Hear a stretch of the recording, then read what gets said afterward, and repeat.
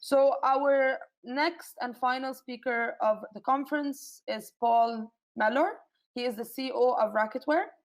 And with a first-class honors degree in electronic engineering and a Ph.D. in computer science, Paul spent his early career doing in research at HP Labs.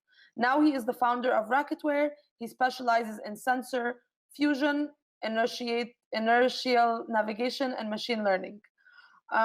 Through this talk, Paul will be discussing the ways in which technology can be used to improve the following aspects in squash.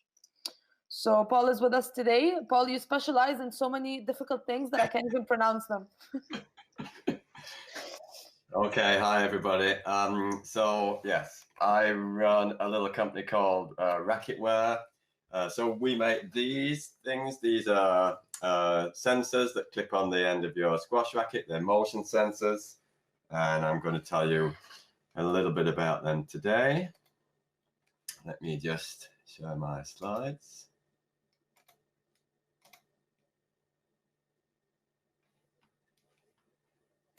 Okay, hopefully you can see those.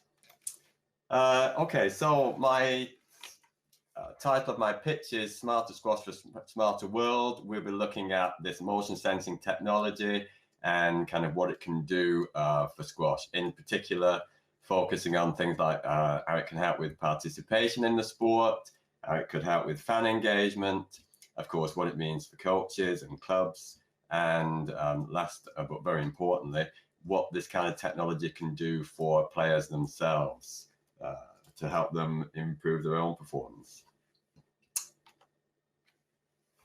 Okay, so first slide, just a kind of introduction to the technology. What is motion sensing?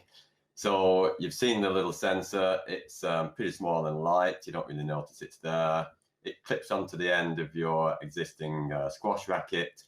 And then basically, as you get on court and start playing, either a match or a practice session, whatever you're doing, it tracks all the movement of the racket as you play.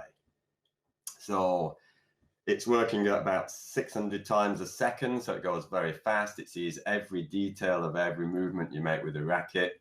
This tracks the movement both of the player, as you as a player move around the court, and also the motion of the racket you make, obviously, as you make a swing and as you hit the ball, it's tracking all that. So pretty much everything you do while you're on court is tracked by the racket. We got these things in there called gyros, accelerometers. They track rotations and accelerations and stuff. And all that information is then collected up, and it's fed by Bluetooth wirelessly over to your phone. There's a smartphone app that we have on the phone. And that basically takes all this data. It's just loads of numbers, basically, that comes off the sensor, and it's got to turn them into something useful. So there's a bunch of artificial intelligence routines that we've developed, and they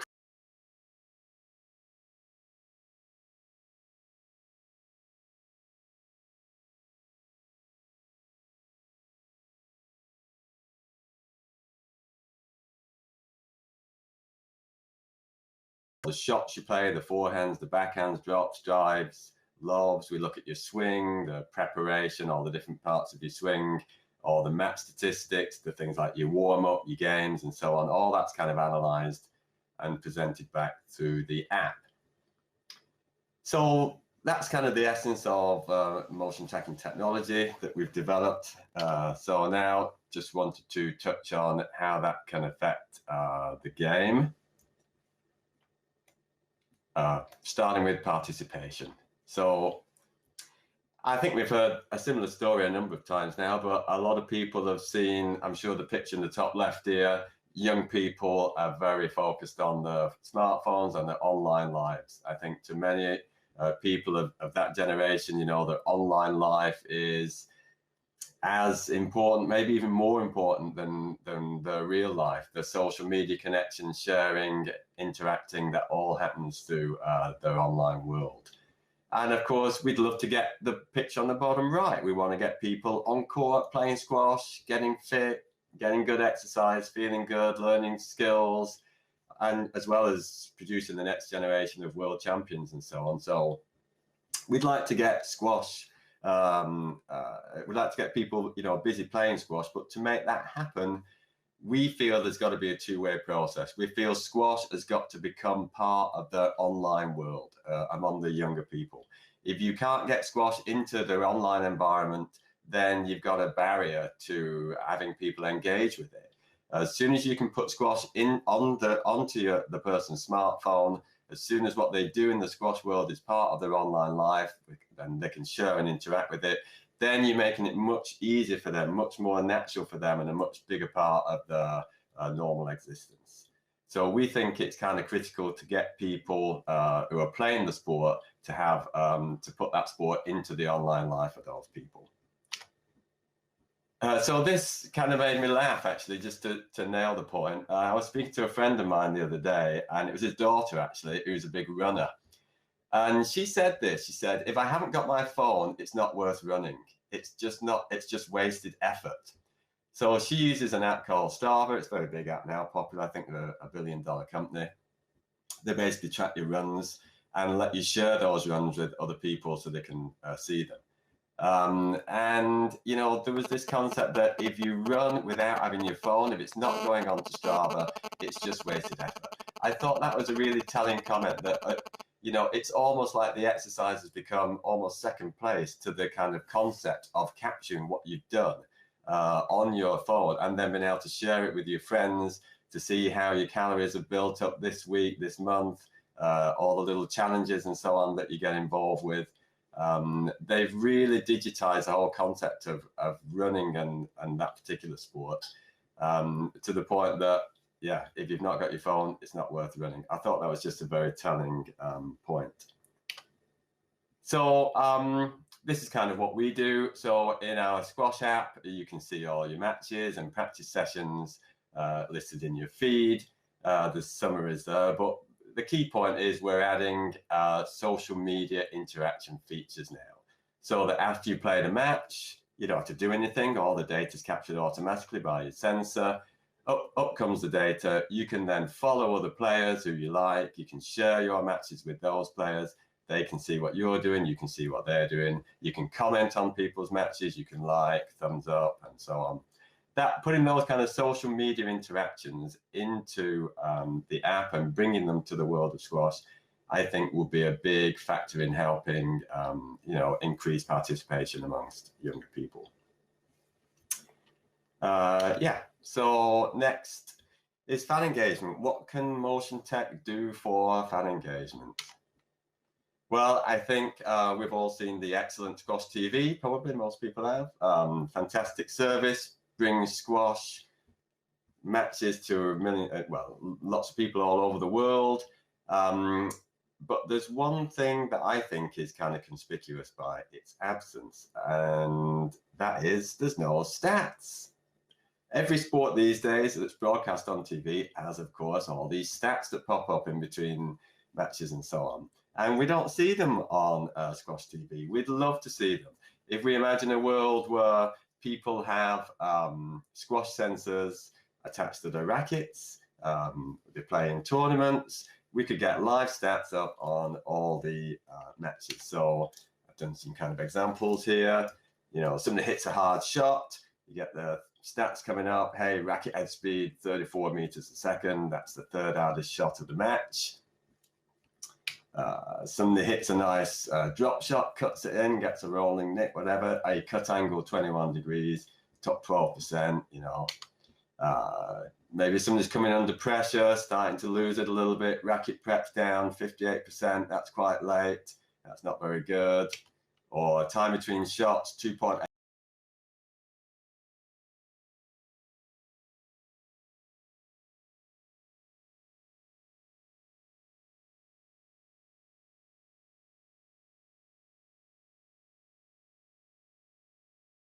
.5 shots a minute. That's a fast-paced rally, top 17% of rallies played. You know, putting some kind of stats up like that just gives the commentator stuff to talk about, gives the fans a better idea what's going on, and, you know, it's been pretty successful in most other broadcast sports. Next, I wanted to talk a little bit about how motion tech can affect coaching and clubs. Well, this is a big question, I think. If you're thinking about a coach on court with a student, the student's got a sensor on the racket, we've got loads of interesting data coming off the sensor. How is a coach going to use that in their coaching session with that student? And the answer is, we don't know. We don't know yet. We've got lots of people using sensors now, but we don't have, we haven't engaged with coaches to the level that we've started to understand in any great detail how to put this kind of data into the coaching process. We don't see it as, and we don't want it to be seen as a kind of competitive system. You know, it's not sensor versus coach. A coach is always going to have, you know, a very different angle to the process than a sensor does. But we do think that sensor data could enhance the whole coaching experience and support the whole coaching process. So we'd really like to work more closely with some coaches to understand how we could put sensor data into the whole process of coaching. So that's a kind of question and a challenge out to the coaches who are listening in. If you're interested, do come and get in touch.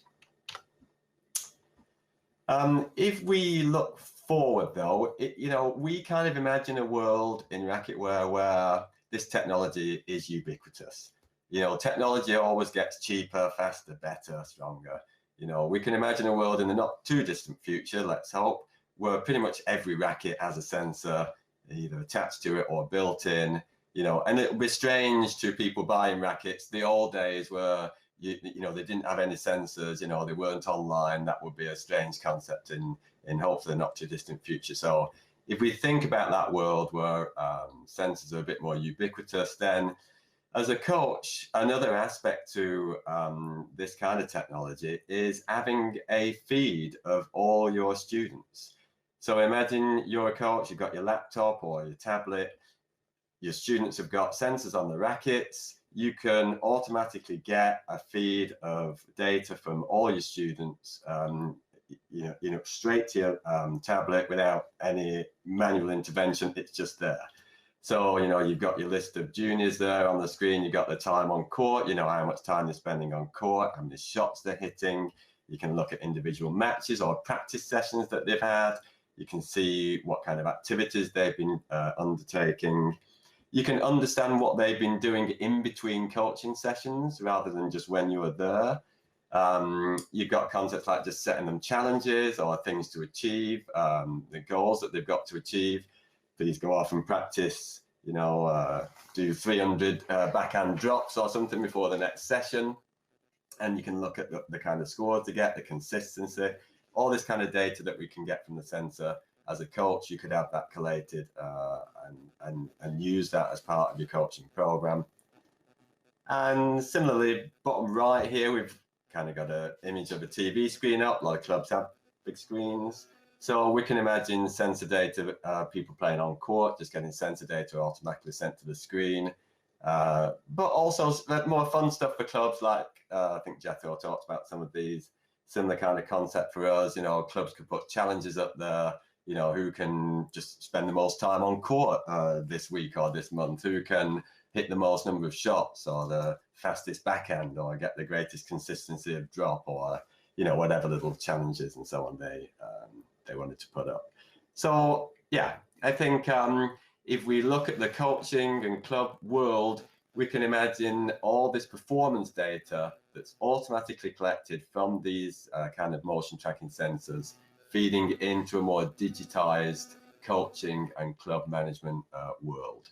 That's the kind of picture we have in our minds. Player performance. Last but not least, how can this kind of tech help individual players improve? Well, there's been lots of studies on this kind of stuff. Research has shown pretty consistently that if you've got objective data, and that's the key word there, objective, it's great to have subjective data to ask the players how they feel about the match, how they think they did, and the coaches. But if you've got objective data from sensors that don't, that are not subjective, that is very important. And if you can deliver objective data to people in a timely manner, that's great for helping players improve. So a timely manner, again, is very important. If it's a couple of days, if you've recorded a video of a match and you've looked through it, and pulled out some highlights, and you look a few days later, because of that delay, it can be less effective than being able to sit down and learn lessons or look at stuff or get feedback immediately after you finish playing, or if you're on court, as you're hitting the ball and as you're doing your practice. So this kind of data can really be effective, and we think the kind of motion sensing tech, because it looks very quick and in very great detail, can play a big role here. So we've got kind of some app features. These are things we've been able to build already into our app. I'd say we've just scratched the surface, if I'm honest. I'd say there's so many more features we could build, so many more things we could do. We're all keen squash players ourselves. We've got loads of ideas for things to add. So there's lots of places where I think this tech can really help the game and can help players improve. But I'll just mention a couple of the ones that we've got in the app at the moment. So we've got, so one thing about getting timely feedback, we've got audio output, which is really cool, actually. So if you're doing a practice session and you're on court, then you can get feedback directly in your ear through your headphones, spoken audio feedback. So every time you hit the ball, we've got 17 different stats that we look at for a swing, starting from the racket prep, loading, head drop, through to the impact and the follow through. And you can get any of those different stats tracked and given to you as audio feedback. So you just hit the ball and it says, gives you the feedback directly. You hit next shot, get the feedback. So that immediate feedback really helps you get information about your swing, excuse me, and can help you improve. We also got some match stats. So obviously, if you're playing a match, we track the whole match and then break it down into rallies, games, give you a bunch of feedback about how you've got on, including a great feature for us because of squash, because of the scoring system, is the winners and losers. Because if you can figure out who served and whether you served or received, then you know whether you won or lost the last point. Excuse me. And by looking at the last point, then if you look at the last shot of the last point, you can figure out whether that shot was a winner or a loser. And then if you sum all those winners and losers up over your entire match, you can start to get some statistics out about your winning and losing shots, which is quite nice. Are they forehands, backhands? Are they short shots, long shots? So we get some nice information about that. We also do these 17 different stats from your swing that you can look at, and we can do a nice compare to pro. So we've got some pros hitting different types of shots, and you can see the kind of stats they're getting from their swing and compare those to your own swing. And that gives you a view of how you're getting on and how you compare to the pros and which bits of your swing you need to improve. There's some stuff like goals and stuff to keep you motivated and coming back, a set of monthly goals. Especially younger people are very familiar with this way of working, having challenges and goals to achieve, next level. So that kind of always keeps people engaged. And the final thing I just wanted to mention was we've just started to do this thing called the guide, which is looking at your kind of accuracy scores in all of the different shots that we work with. We've got 20 different shot types.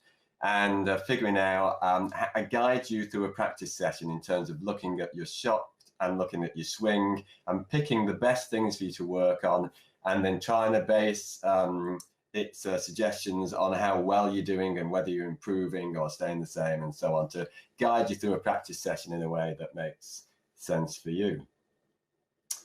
So those are all the things that I think we've managed to get out of Motion Tech so far, but we're obviously, like I say, adding a lot more.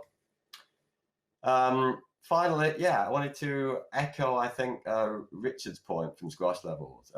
We totally agree. The kind of performance data we can get from a Racketware sensor, we think it's fantastic, obviously, but it's just one part of a whole ecosystem of people who have apps and websites and solutions in this area, from tournament management, player ranking, court booking, all the things we've heard about. We want to play our role in all that. We can automatically generate large amounts of data and feed it into many of these systems. So we're keen to play our part in providing an integrated and seamless experience for squash players of the world. Okay, that's me done. Thank you so much, Paul. Thank you so much for your time. We have a couple of interesting questions, so I'm just going to pick a few for you to answer.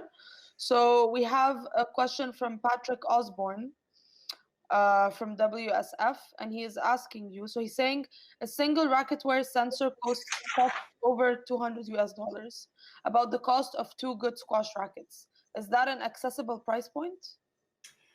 The more we sell, the cheaper we'll be able to make them. We only did a relatively small build the first time round, and with electronics things, you know, the more you build, the cheaper you can make them. So we're hoping if we get more traction now, as we start to sell more and come out of COVID, that we'll be able to get the price down considerably. What I would say, though, is that when we think about the pricing, we tend to try and compare the price not to the price of a racket, but to the price of coaching. It's probably easier to a more direct comparison to think about the price of a sensor to the price you pay for coaching. You know, if you're paying £30–40 an hour for coaching, then one sensor is, you know, 3–4 hours worth of coaching, but a sensor will be tracking and looking at all your games and practices for the rest of your life. So I think it's kind of an investment. Plus, I would say we are working very hard, you know, to bring out new features, and all the new features you get on the app every month, we bring out a new release. They're all for free. So once you've bought the sensor, you've got a lifetime of hopefully new and brilliant things. Thank you. Next question by Eric. He is a data scientist and a squash coach, and he's asking you, so he's saying, Paul, you mentioned that the sensor collects 600 data points per second. Is the user/coach able to access this raw sensor data, perhaps via an API? Well, not today, but we do obviously have all the data available, so we'd be open to look at sharing it with people that would find it interesting. We don't send all the data from the sensor over to the phone, it'd be too big, but we pull out lots of interesting data from the sensor, so we'd be happy to talk about opening that up to people, yeah. If you want to chat in the room, I think I'll be in the little lobby place after, so if somebody wants to come and chat, then that'd be great. For sure. So another question by Harry, he's saying, are there any pro players using racket sensors? Not at the moment that we know of. Well, there may be. We don't track them, to be honest, whether they're pro players or not. But I'm not aware specifically of any pro players that are using it, but there may be. But we're hopefully going to change that as we move forward, because as things pick up now, the rest of after COVID this year, we're hoping to have you know, get the Racketware sensor out a little bit more into the community and get more people using it. Perfect. I think we have time for one more question. So this is one from Lewis. He's asking, does the product have a warranty, and for how many years? Yeah, well, it's an electronic product, so we give a year's warranty, return to factory. If there's a problem with it, just send it back and we will replace it for you, no problem. Thank you so much, Paul. As Paul mentioned, he will be in the networking section in the lounge, so feel free to go if you want to ask him more questions or, you know, find out more about his products. Thank you again so much, Paul, for your time and for your session and presenting this to us.